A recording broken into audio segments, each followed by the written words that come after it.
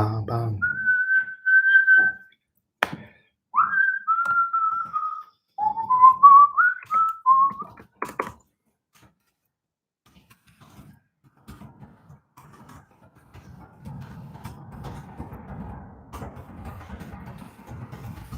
Oh yeah, I guess I should let you know. I couldn't imagine anybody's looking at this now because I haven't posted a link, but just type in the Twitter. So,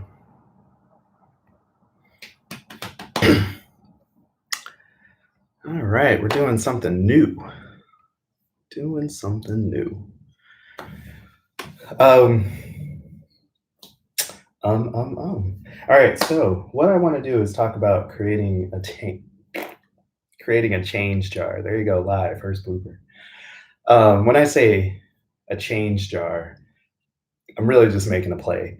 The idea is I'm writing a list of things that I consider like my top motivations or ways that I want to act. I love that phrase, become the change that you want to see in the world.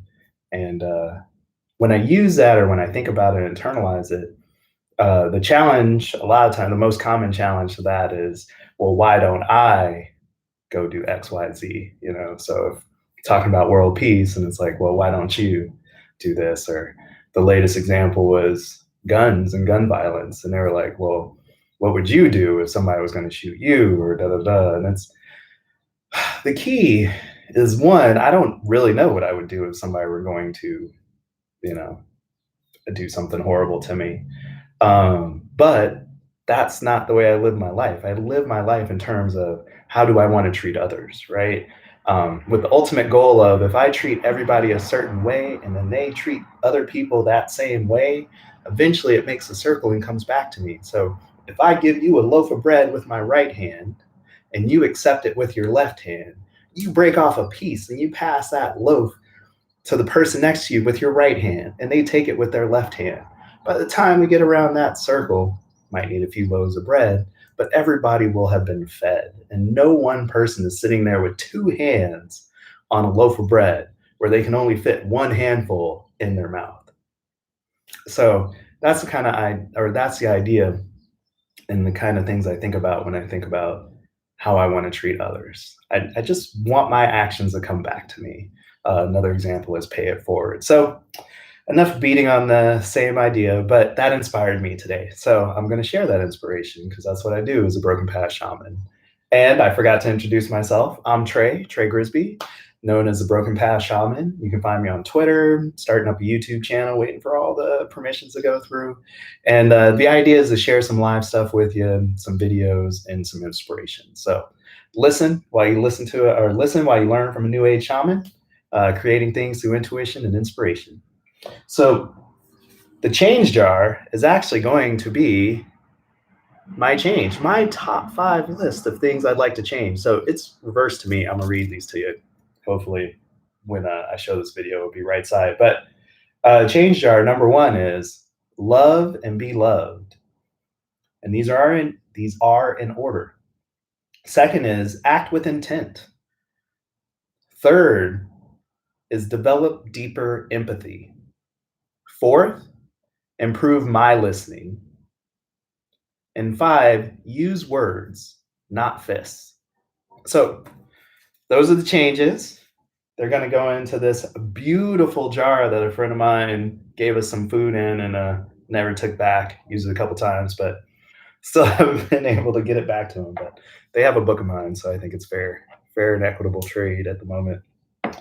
I'm going to put a few other elements in that jar. So I'm going to go ahead and put a pine cone.